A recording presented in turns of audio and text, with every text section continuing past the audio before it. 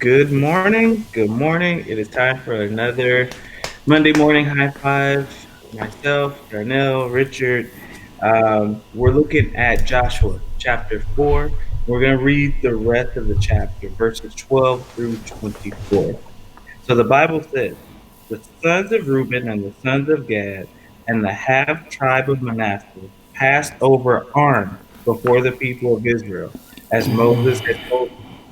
About 40,000 ready for war passed over before the Lord for battle to the plains of Jericho. On that day, the Lord exalted Joshua in the sight of all Israel, and they stood in awe of him, just as they had stood in awe of Moses all the days of his life. And the Lord said to Joshua, command the priest bearing the ark of the testimony to come up out of the Jordan. So Joshua commanded the priest, come up out of the Jordan.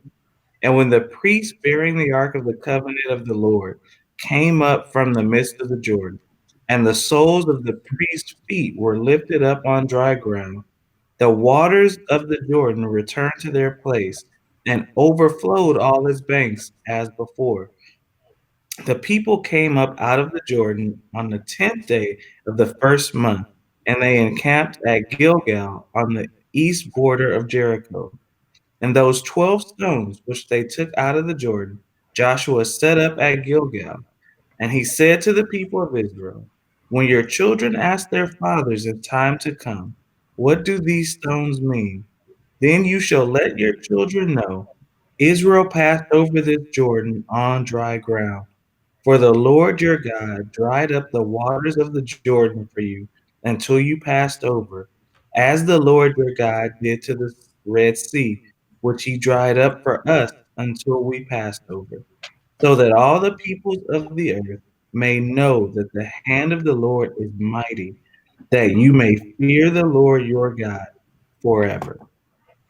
So that's the rest of chapter 4, verses 12 through 24. If you've been following along with the morning high five, you know kind of it's very similar to the beginning of the chapter, which we covered last Monday. So the one thing that I saw um, in this section is just looking at kind of the tail end of it, where um, Moses is telling the people these stones, the 12 stones that were taken out of the Jordan, they're set up as a memorial.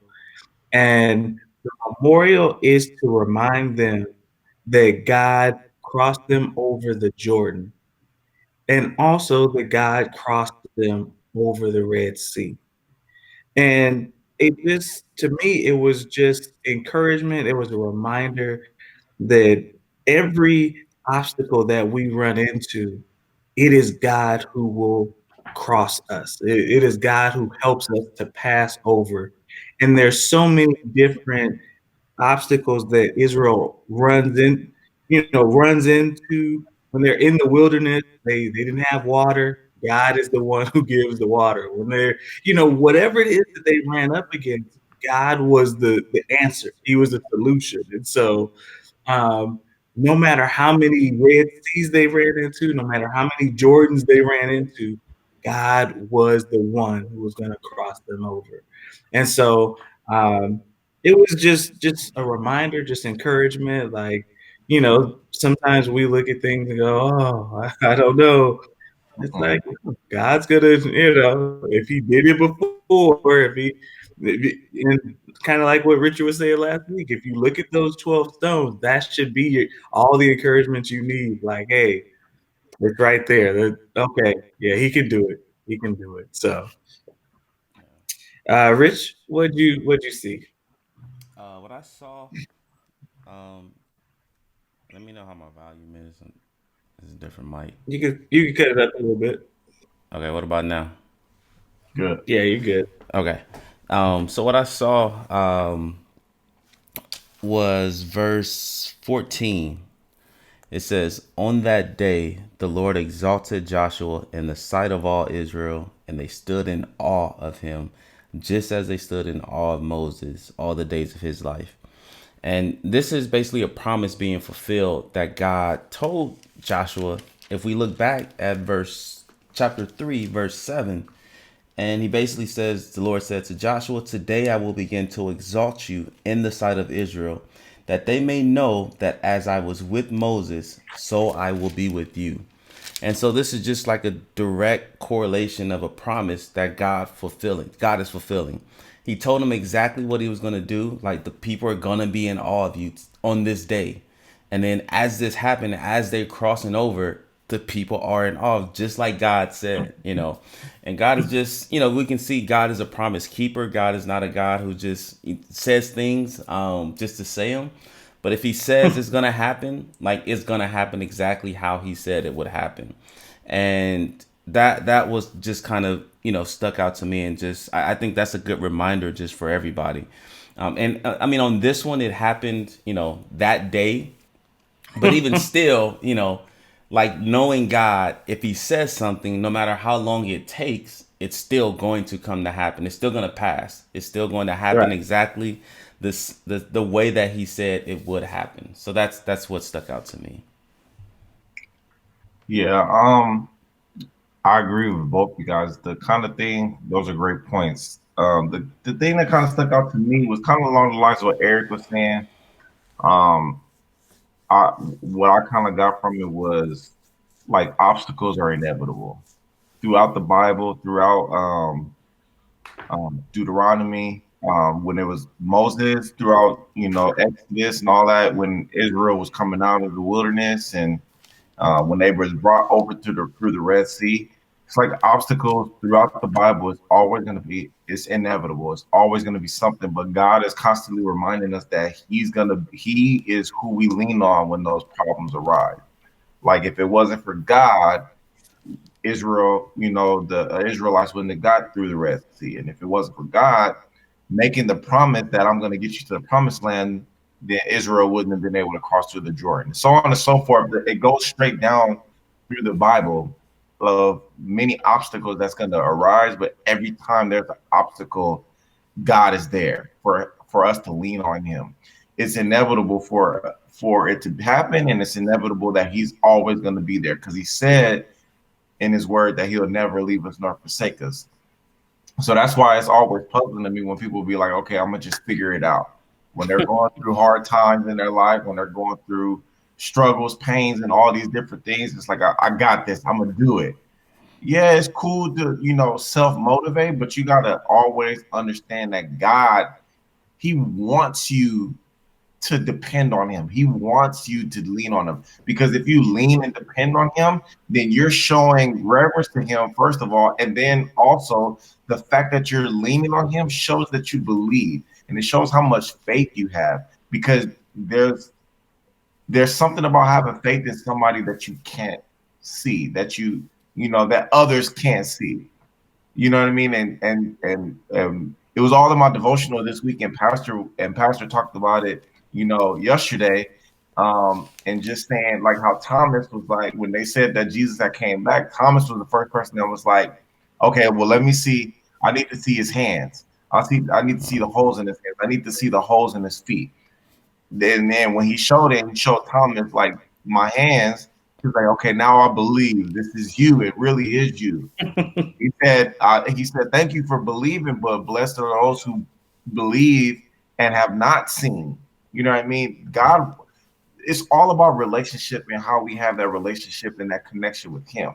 So if we could depend on somebody that we cannot see, it's hard enough depending on somebody that I can physically be with.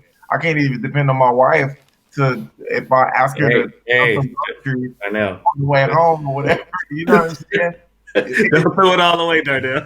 Right. I'm just saying, I'm just keeping it real. We can't depend on, you know what I mean? Or when I was younger, a family member would say, I'm gonna be there to pick you up at this time. And then you waiting outside on the curb and they never come. And you're like, wait a minute, you said you cannot put all your faith in man, but you can put your faith in this God who created the universe, who created everything, who spoke everything into existence. I cannot see him, I cannot touch him, but I can feel him, and his presence is immaculate. I don't even know the words to describe it, but the fact of the matter is, he wants you to be able to lean and depend on him. It's at your darkest hour when you need him the most. And that's what he looks for. It's not that he looks for you to go through a tough time so that you could just go through it and just be like, okay, figure it out. He'll never do that. He wants you to he knows that in those toughest times when you're at your most vulnerable, that's when you will realize in your mind that you need him. I don't know I need God if I can't if there's never a time where I can't pay my rent. I don't know if I need God if there's never a time where I'm sick. If I never got sick, then I wouldn't need God. What I need him for if I'm the healthiest person and I never get sick and I'm free from all that. If I never go hungry, I can't know how much I need God if I have everything I need. So that's why he says that he'll supply everything he needs. I'm sorry to be long winded, but that's pretty much what I got from it. I was looking at that last verse, and I was listening to what you were saying, Darnell, and it made me think because God said, or Joshua tells the people, you know, this is so that the people of the earth may know that the hand of the Lord is mighty, that you may fear the Lord your God forever, Right. right? And it just made me think how quickly, like even after God, um, you know, parts the Red Sea, even after God stops the Jordan from overflowing its banks, they walk across on dry ground. Forever they forget forever real quick. you know? It's just like us, like God can do something, he can do something miraculous, he can do something that we know is him. He's the Right. only one who can do it. Right. And he's doing these things so that we'll, like you were saying, trust him. That we'll lean on him forever. Forever. And it'll last maybe a good week. And then we're like, I don't know what I'm gonna do. I'm Right. so confused. Right. It just made me think about that. Like For it's sure. kind of, like God is trying to solidify that trust, that relationship. And for us, it's like, I mean, I did trust you. What time is it now? Like I did trust you, but I don't know. This one looks different. It's something about this one that I don't know.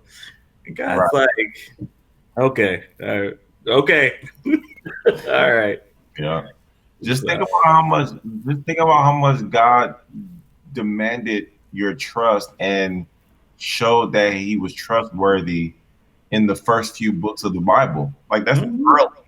That's the mhm, beginning mhm. of time, and then people still don't get it. Right, Or right. I won't say people. I'll say we still don't get it. We I still mean, we still it's don't get tough. it. It's Yeah. tough. I think, like you said, there is that aspect of. I mean, if I have trouble trusting people I can see, like someone I don't see, like I don't Right. know. Do I know if you really gonna come through? I don't know. Nah, you're right, man. You're right. Anything else, Rich? No, I think you guys covered most of it. All right. You want to close us out, Darnell? For sure. Thank you guys for watching. I hope you guys have been following along. There's some really good life lessons, some good faith lessons in the book of Joshua.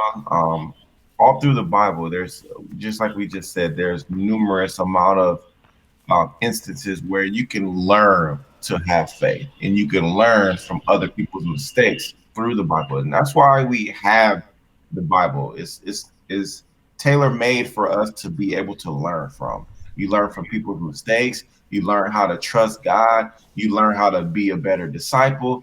There's so many different things, and that's why we do these morning high fives so that we all can be able to become better and just to push each other along. So that's pretty much. We hope that you guys enjoyed it. Coming back next week, and we'll start in chapter 5. But other than that, we hope you guys have a blessed day.